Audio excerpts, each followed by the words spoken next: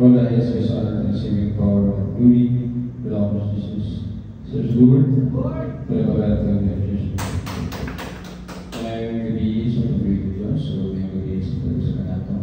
Salamat sa pag-ibig ng Diyos na palayagat natin igunitan o sa tibok simana, yung tingan, mag-ipapatin sa pabasaan araw nga ato siyang palayan nga dahil maghimayang pasalamatan simbahan o salamat sa mga Diyos nga itong i-apingan sa tibok simana o salamat sa iyang grupo kaluin ka nato o ginawag ng mga Diyos maluban ka nato sa itong mga buktayan kung sa pagulong mayang salamat sa pagyakan niya o sa sugod atong magkapagka. Dali ko rin mo na Diyos mo pala tayas na nagbihimong buwan sa langit siya. Diyos mo pala sa biswat sikop Diyos mo Petros, Diyos mo sinisaya, Diyos mo sa aming sa aming church. Mayang gabi ang pinapamamahal na mas ng Diyos salamat o Diyos. Sa laing ngayon kami giwaling paglalaan ng higan sa mga obas ng Diyos para kami magdaan sa tawag tayo pagsigbaw ng imayan at salamat kayo ng Diyos. Salamat sa mga pag-aapay proteksyon. Salamat sa imalabong buko, kaluwet, at kanamaga. Inato Diyos ka magbaban ka naman ikan sa pagsugod sa Diyos at sa siyempre sa Bible study, sa mga buhay. Sa mga members mo pinakaanang doon sa closing prayers sa mga bahangkat. Yung matagin mo ba na Diyos, bubuan mo kami sa mga presensya dugat sa mga Espiritu. O kuha mo bagkat lang doon sa gawin sa mga Diyos. Ang tanang ang tumisalim sa mata, lamang dapat sa gawa ng pangalan ng Diyos. All the Jesus on our Thanksgiving for and glory belong to Jesus. And in Jesus we pray, amen. Praise the Lord. Kaya terbitin namin siya ang magiging sa praise and worship.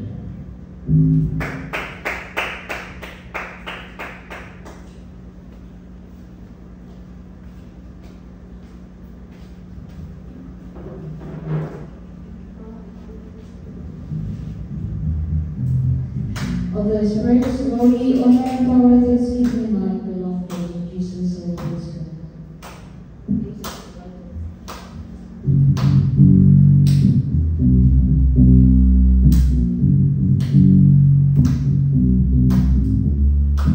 These are the days of Elijah, declaring the word of the Lord. And these are the days of the servant Moses, righteousness being restored. And these are the days of the trials, of famine and darkness and sword.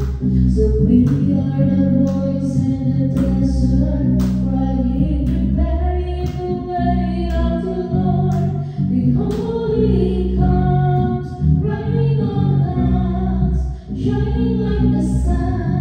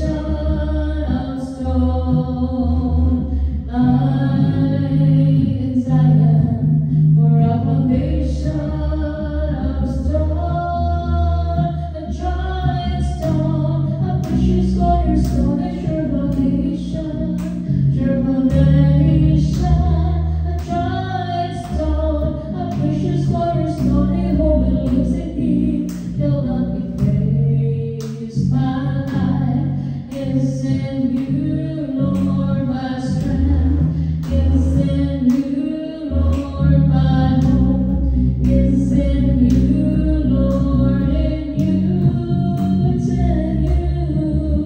My life is in you, Lord, my strength is in you, Lord, my hope is in you, Lord, in you, it's in you. I will praise you with all of my life. I will praise you with all of my strength,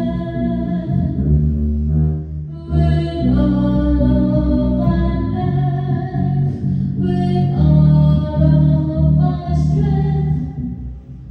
All of my hope is in you. My life is in you, Lord, my strength is in you, Lord, my hope is in you, Lord, in you, it's in you. My life is in you, Lord, my strength is in you, Lord, my hope is in you, Lord, in you, it's in you. I know you rescued my soul. His blood covered my sin, I believe. I believe. My shame is taken away.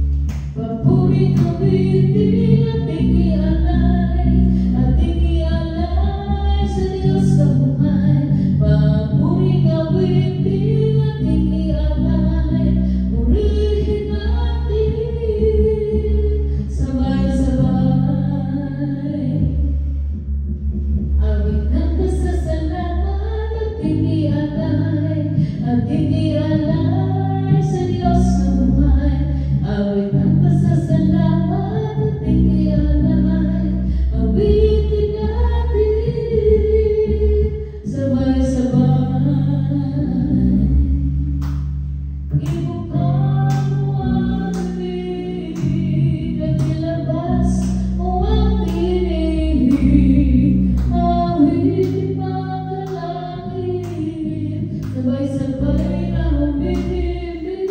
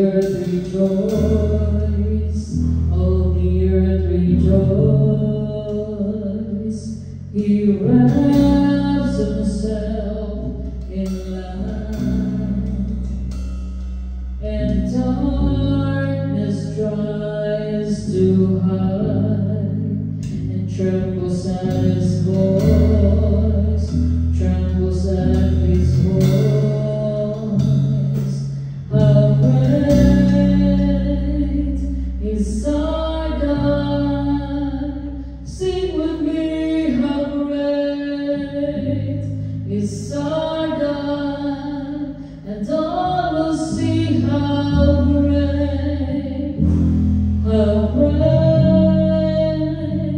is our God.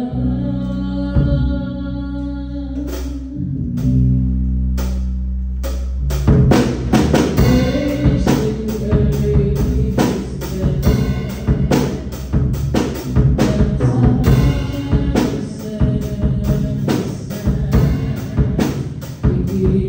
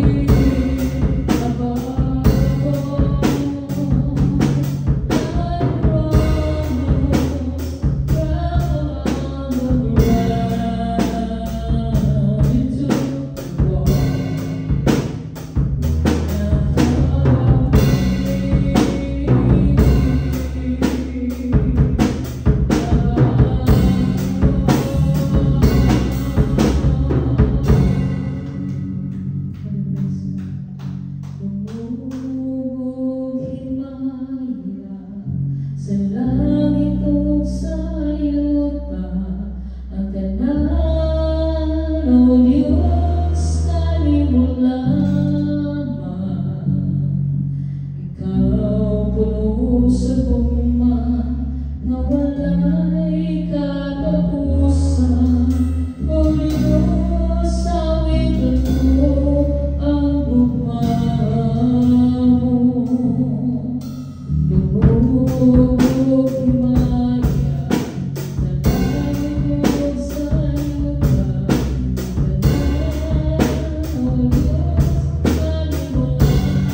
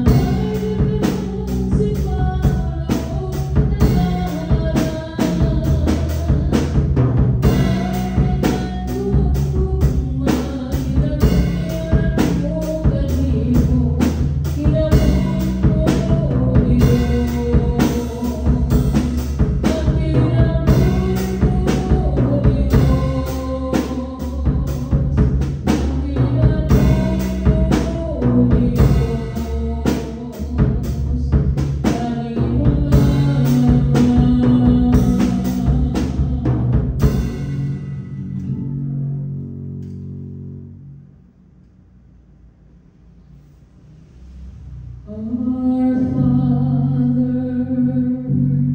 who art in heaven, hallowed be thy name. Thy kingdom come. Thy will be done on earth as it is in heaven.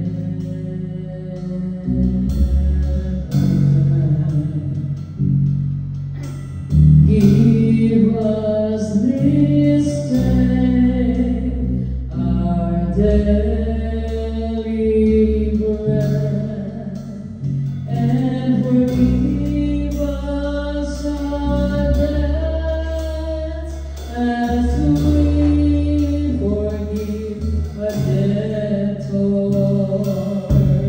And lead us not into temptation,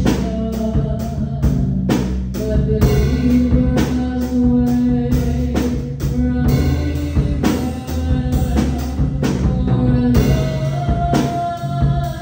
thine is the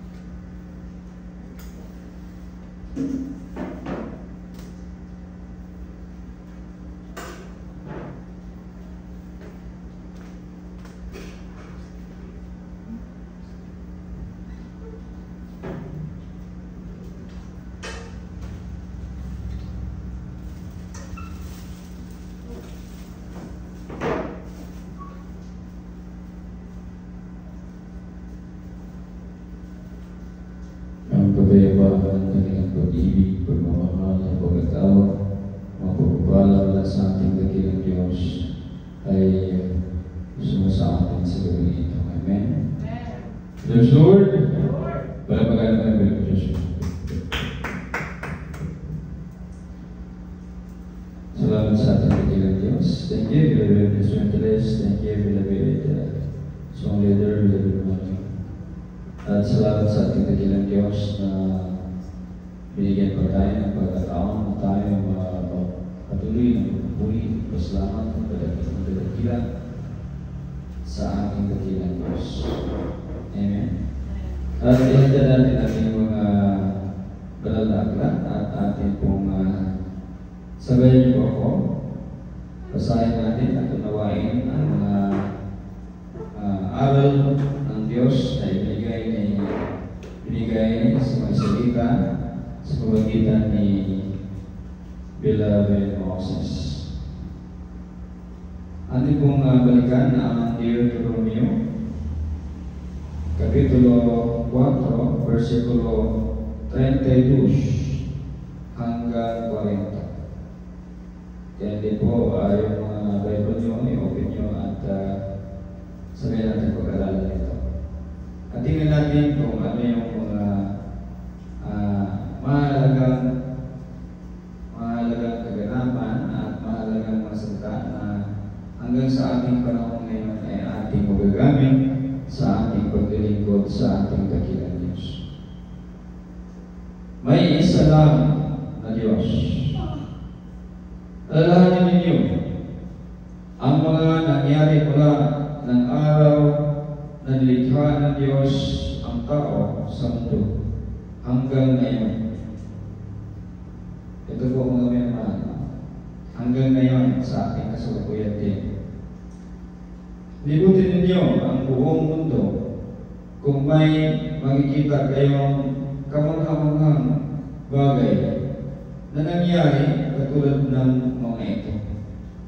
Meron pa bang ibang tao na nabuhay pagkatapos nilang marinig ang boses ng Diyos mula sa apoy kagaya ninyo?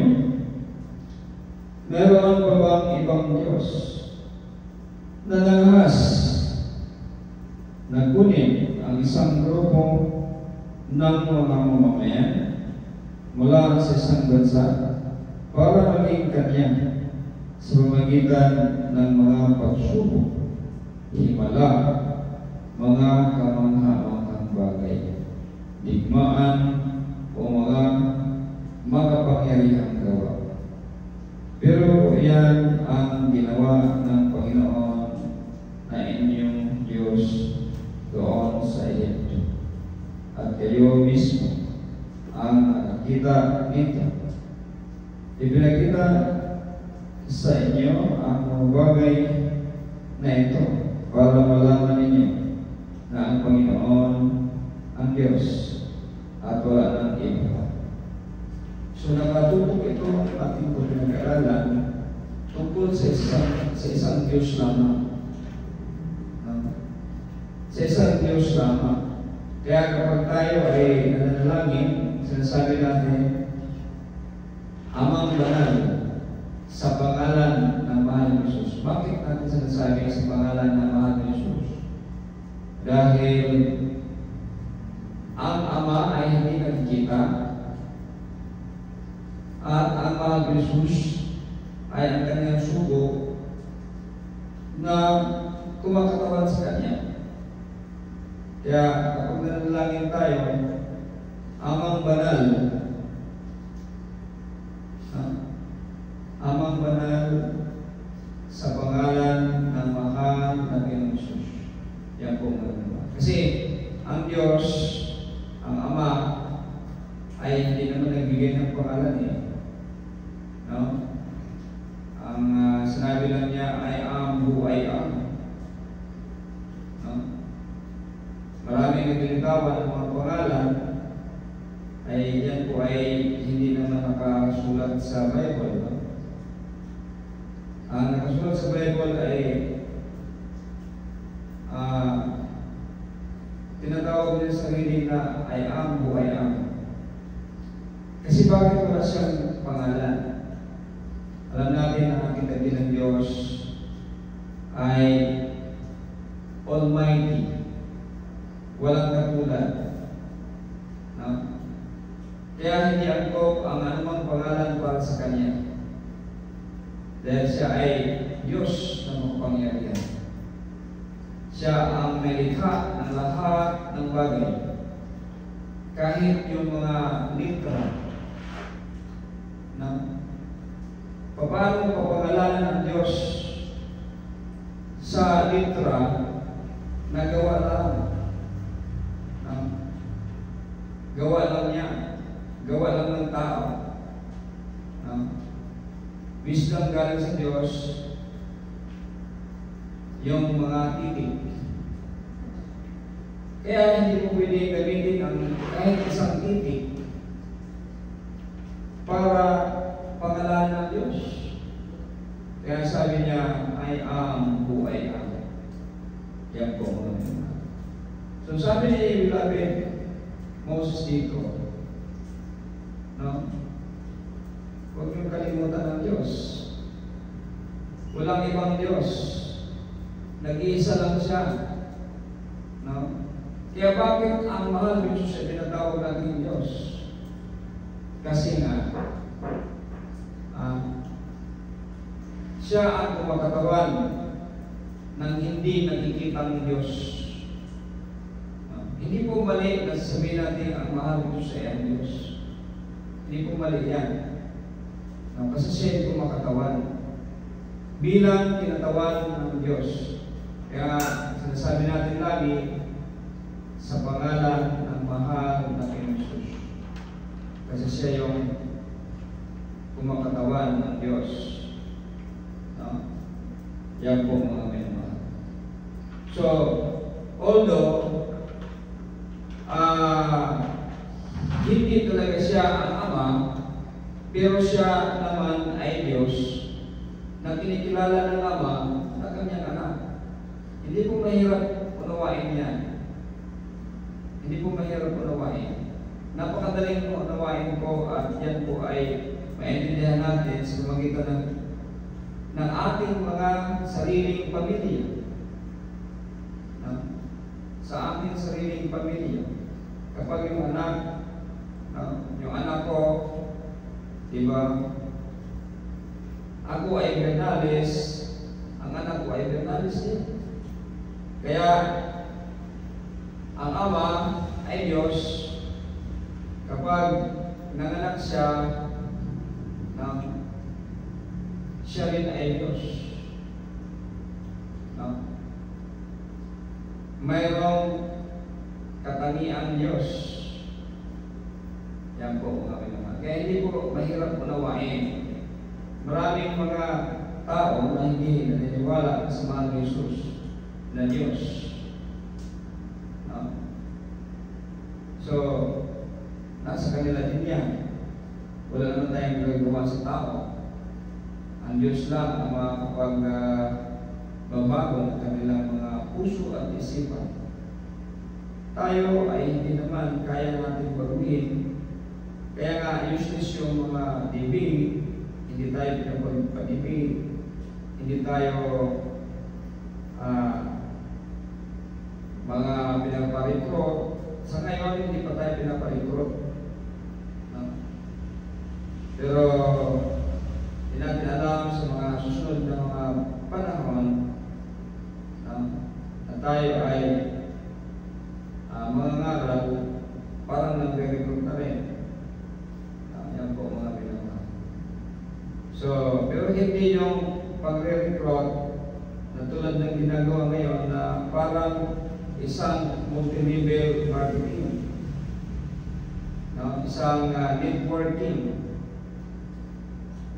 Nag-i-invest na ng pera upang magkaroon ng mga miyembro upang bumalik yung kanyang pera in-invest sa magitan ng maraming abuloy, donasyon, o ano pa bang mga fundraising na iniisip nila upang mapagkabirahan ang kanilang mga membro. Yan po mga minamahal. So tayo po mga minamahal ay hindi gano'n. No? So hindi po tayo gano'n. Yan po mga minamahal. Kaya tandaan natin, isa lang ang Diyos. Tandaan din natin na tayo ay kaisa sa mga Israelita. Tayo ay sa haba ng panahon, ayon sa wisdom, tayo ay mga Israelita, dugo ng mga Israelita din. Kasi yung hindi dugo ng Israelita ay hindi pinaparami ng Diyos hanggang naubos sila. No? So pinapatunayan na po natin yan. Isa sa mga classic na example dyan ay yung pagsamba nila kay Asherah. No? Bakit sila nagsisamba ng Asherah? Dahil yan po ay fertility goddess. Kasi ang problema nila, yung mga hindi mga Israelita ay hindi nagkakanak. Yan po mga minamahal. Kasi yan yung pamamaraan ng Diyos. Pangalatin ang mga Israelita. Kaya tayo ay mga Israelita, dugong Israelita, na hanggang sa panahon ngayon ay tinatawag ng Diyos upang maglingkod sa Kanya. Yan po mga minamahal. So, tayo ay part ng pagpalabas ng Diyos sa mga Israelita mula sa Ehipto. Kasi tayo ay mga Israelita na din. Yan po mga minamahal. Kaya patunay dyan, tayo ay madaling magkaanak. No? Madaling dumami. Yan po mga minamahal. Masyadong fertile ang mga Israelita. Yan po mga minamahal. Kaya tayo ay may dugong Israelita. Kaya itong ating pinag-aralan ngayon, binasa ngayon, ay naayon sa tamang pangangaral sa atin dito dahil applicable ito sa atin. No? So, part tayo ng kapangyarihan ng Diyos na ginamit niya upang supilin, no? Upang ay palabas ang kanyang bayan. Kaya sabi ni Prophet Moses, wala namang maghanap kayo sa buong mundo. Maghanap kayo sa buong mundo, wala kayong makikita. Na tulad ng Diyos na pumili ng maraming isang grupo ng tao na napakarami at inarit niya. Yan po mga minamahal. Yan po ang Israel. Bakit ginawa ng Diyos yan? Upang yung alituntunin, upang yung mga utos, upang yung pagkilala ng mga Israelita sa Kanya ay walang labis, walang kulang. Ibig sabihin, tunay at tapat na pagkikilala sa ating dakilang Diyos. Kaya ito yung mga habilin ni beloved Prophet Moses sa Israel bago siya umakyat ng Horeb. Yan po mga minamahal. So kasi hindi siya pinapapasok sa Canaan dahil nagalit ang Diyos sa kanya. Yan po mga minamahal. Kaya ito yung mga habilin niya bago siya lilisan. Kaya napaka-importante ang mga salitang ito para sa mga salita, para sa beloved Prophet Moses. Yan po mga minamahal. Kung yung hamon niya na maghanap kayo ng ibang Diyos na sumubok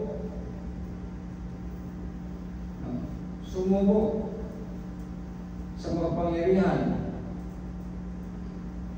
No? Yung Pharaoh ng Egypt, di ba?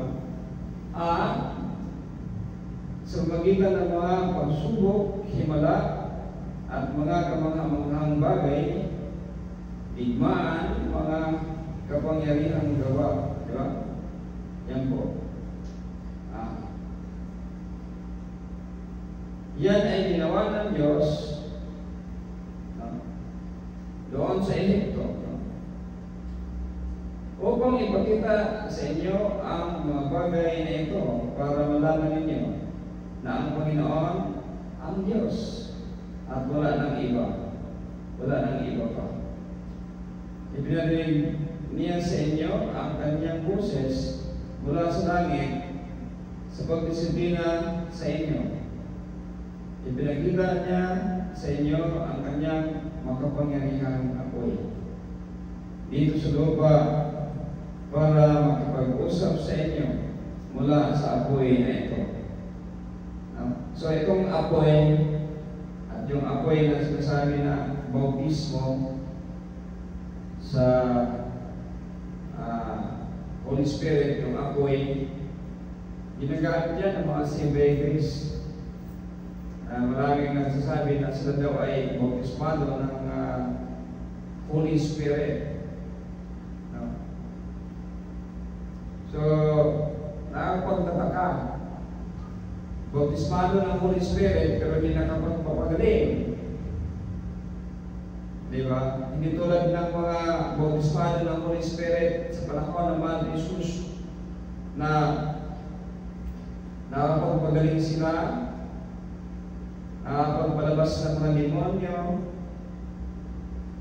at sila yung mayaman. Yan po mga pinag. Kasi sa tulong ng banal na Espiritu, di ba? Yan po mga pinag.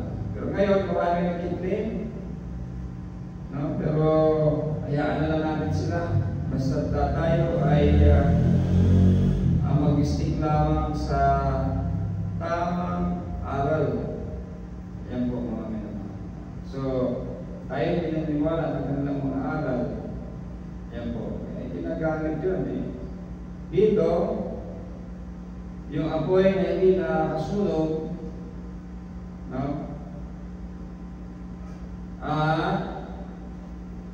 yung mga tao ay natatakot. Ay sabi ni David Prophet Moses, sino bang makakaligtas? Yan po mga minamahal. Pero dahil ayaw nila maging-pag-usas lang, takot sila. At dahil sa minahal niya ang inyong mga ninuno, pinili niya kayo at inilabas sa Ehipto sa pamamagitan ng kanyang presensya at kapangyarihan.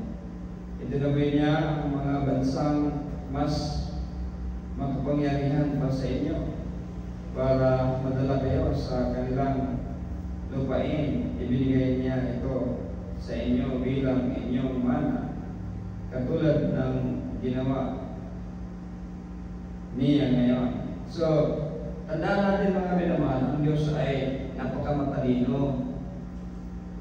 Nung pinili niya ang bayan niya, ang kanyang bayan, inilagay sa gitna. Kaya nga yung Israel nasa gitna eh. Kasi, ang plano ng Diyos ay pagkalatin sila sa buong daigdig. Kaya, tama yung ginawa ng Diyos na inilagay sa gitna ng silangan. Kumbaga, sa mga malalaming mga tao, nasa gitna sila.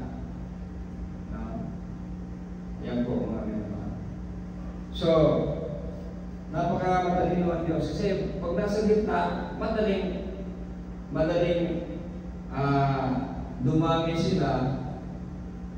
Di ba? Madali silang paramihin ng Diyos. Yung mga ibang mga lahi, yun ay pinapakunti, hindi pinapaanak, hindi pinapasanay. Hanggang maubos yung lahi nila at bumabayani na yung lahi ng Israel. Kung saan ito yung representa sa bayan ng Diyos na kanyang pinili. Yan po simple lang. Hindi naman mahirap unawain ang ginagawa ng Diyos. So, di ba? Pinili, inilagay sa gitna. Yan po nga. Upang magpaparami. Yan po nga. So, dahil sa napakabilis ng dumami, natalo nila, ang nanginig sa takot, yung kanilang magkakaaway. Yan po mga minamahal. Dahil din sa Diyos na siyang gumagabay sa kanila. So yan po mga minamahal.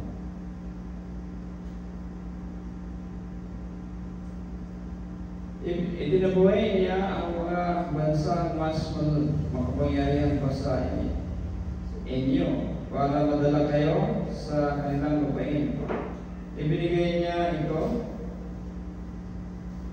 sa inyo bilang inyong mana, katulad ng ginawa niya ngayon. Kaya kilalanin ninyo ang araw na ito at itanim sa inyong mga puso na ang Panginoon ay Diyos sa langit at sa lupa, at wala nang iba pang Diyos. Sundin ninyo ang kanyang mga utos at tuntunin na ibinigay ko sa inyo ngayon para walang masamang mangyari sa inyo at sa inyong salilahi, o mabuhay kayo ng matagal sa lupain ibinigay ng Panginoon na inyong Diyos magpakailanman. So, ito yung magandang, isa sa mga magandang mensahe na naibila rin Moses. Nagpapatibay sa pagkilala ng bayan ng Diyos sa kanilang Diyos. Yan po. Nagpapatibay. Sa atin, applicable din ito kasi nagpapatibay din ito sa ating pananampalataya. Yan po mga mga. So napaka-importante sa atin na patibayan natin at pananampalataya. Huwag tayong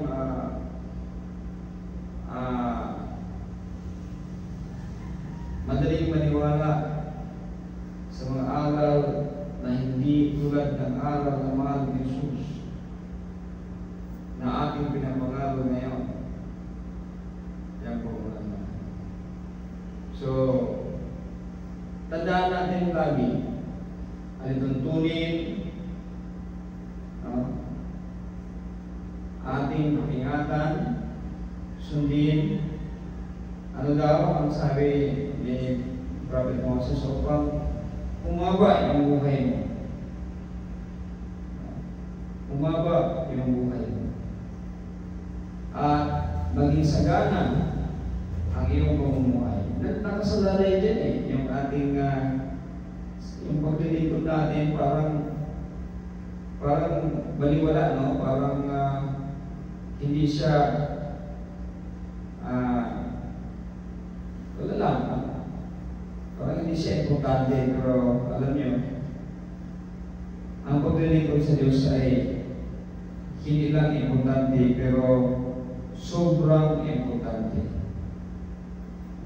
Napaka-importante. Yan po kami. Dahil ito'y nagpapabago sa ating buhay. Awitan natin.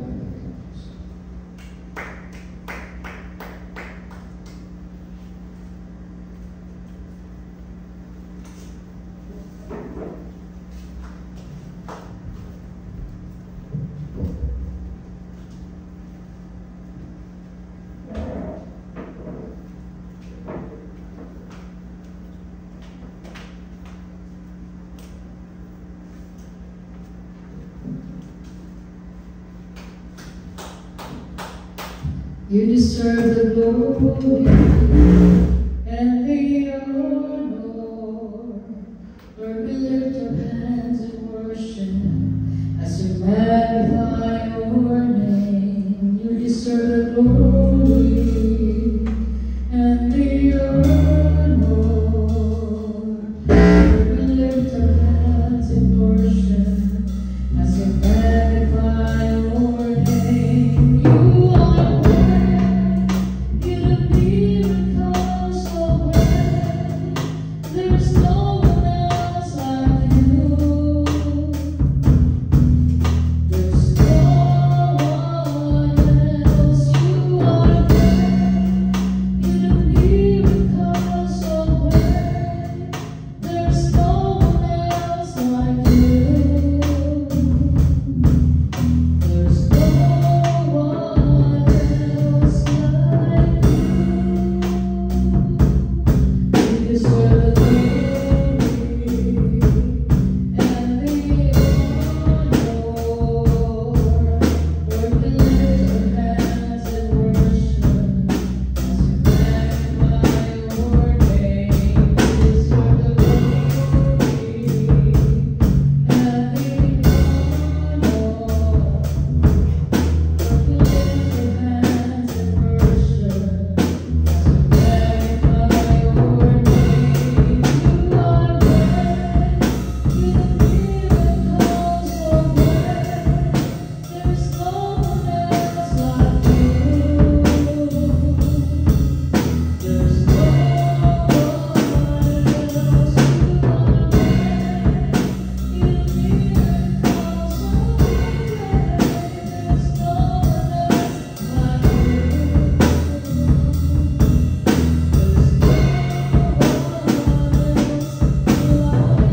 There's no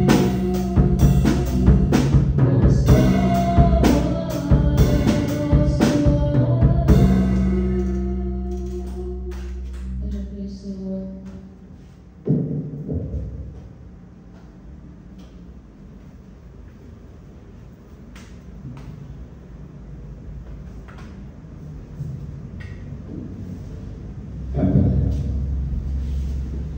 Daling ko ng mga Diyos ng Bala.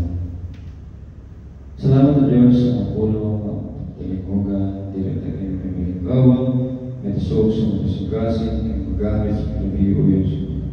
Mapadasin, mabalik ang magkadugang sa pagsalita. Matulog ka naman sa pag-ibig magaling pagsunod ng lubugan. Tuloy sa kami sa pag-ibig, pag-isagay, presbytery, at pamilya, at church, o sa mga taong sa limang kadaling sa amin. Pagpasalamat ka sa mga kalabasan at sa pulong ko. Hindi mo ka naman guys, tibok naman na tibok naman puso, tibok mong singkas, tibok mong kalat. Alagaragan mo Diyos yung bawal dahil mong salamatan. Yan ang chance ng pagkiling mo. Ano ba yan? Kaya nabigay na siya kay ligaw na kami, tugani, pusit na ito. Pagpalayan ka Diyos pagpalayan ka na mo, pagpalayan ikaw dasig pagpalayan ka na mo, pagpalayan ikaw mag-aayos mo, sige pagpalayan mo sa mga problema. Problema sa gusto ko dyan, pagpalayan ko mag-agagos ko na nalang pumatubag sa mga pag-apo Diyos. O pagpalayan ko Diyos, magpamuna ka na mo, ang tulugma, sa ating panibahon, ang Diyos, magpapagkat lang, ay mo kami ingat, proteksyonan. O ilayo sa mga taong latan mo sa itong latan. Hallelujah.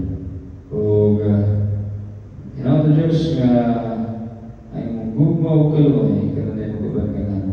Hindi na diyan, ang pag-isali mo sa mata, lalo mo dawat sa kalampang ng Diyos. All the highest honor, thanksgiving, power, and glory belong to Jesus. And we just pray, amen, praise the Lord.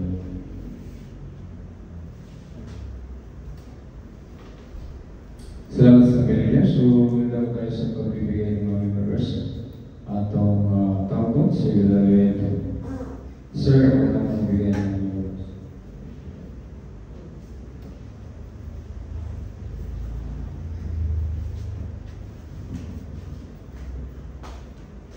Ezekiel chapter 18, verse 32. I do not want anyone to die, says the sovereign Lord. Turn away from your sins and live.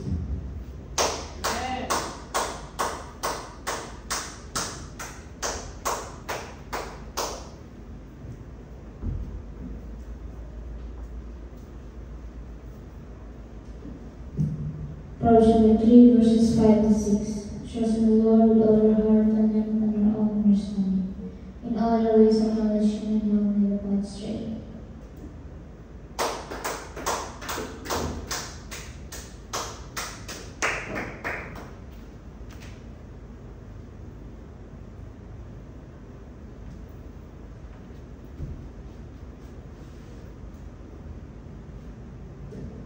Proverbs chapter 22 verse 4. Obey the Lord, be humble, so that you will get riches, honor, and long life. Amen. Praise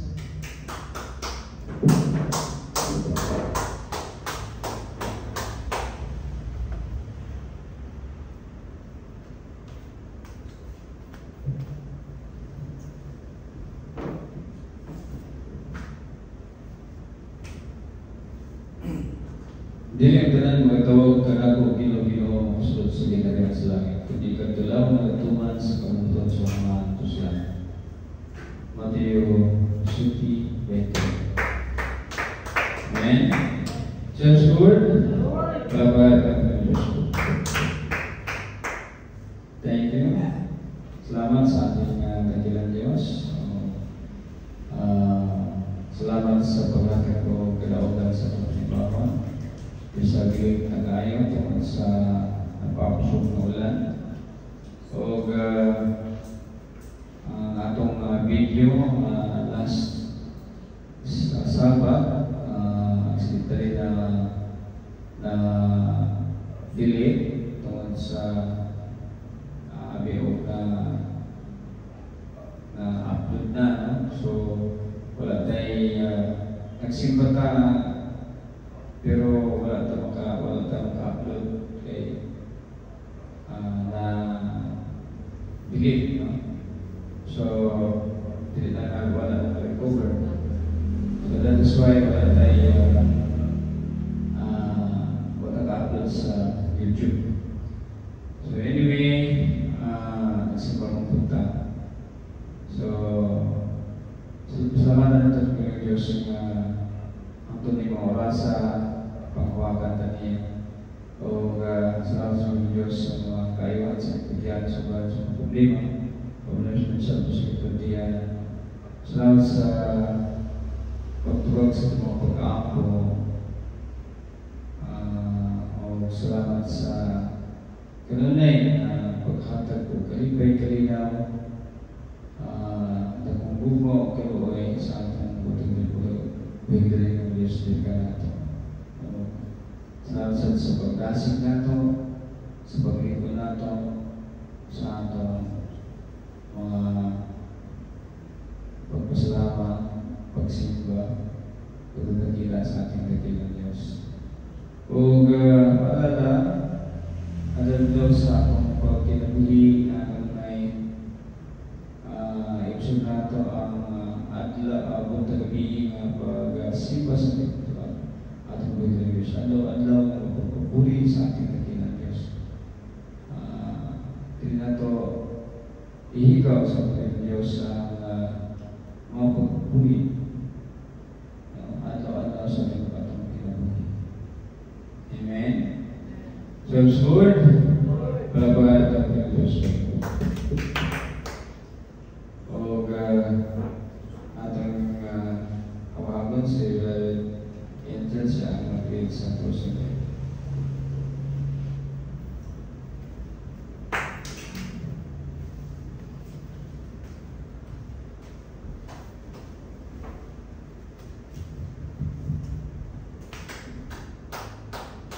Hallelujah, praise the Lord, sa pananon sa hiyad kami ng simbang mula sa mga pulo na talimugan ng pagsakilis ng mga kasikasulan o siya ng bless ng tandong natin. Salamat Lord sa inyong bumang rasya na namin sa wisdom and protection Lord. Nangulubo sa Lord o hinatatalog ka rin ako rin po ang sa gabi, sa pagkakaroon sa mata o hinatatalog ka rin po rin o lubos ng mga pasensya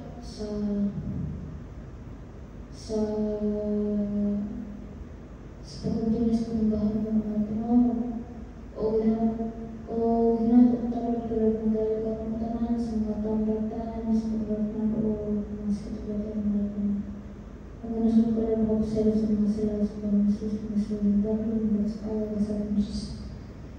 Kinusulta ka sa ating Diyos na yung sikit sa uto kabataran kawaran ituan ka sa ating Diyos na si Kristus kalawasan ka sa ating Diyos na yung sikit sa tulo siya una ka sa ating Diyos na yung sikit sa kabataran ka ngayon bukan ka sa ating Diyos na yung sikit sa buhat ka sa ating Diyos na sikit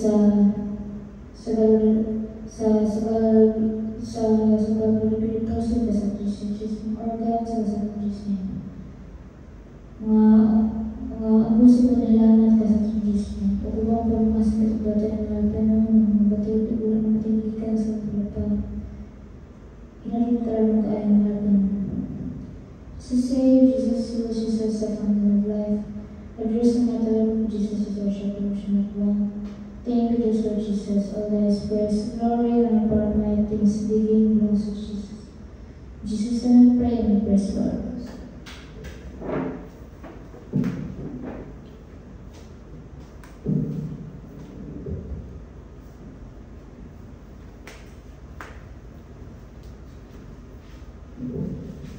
Good times and joy to live. Hold it,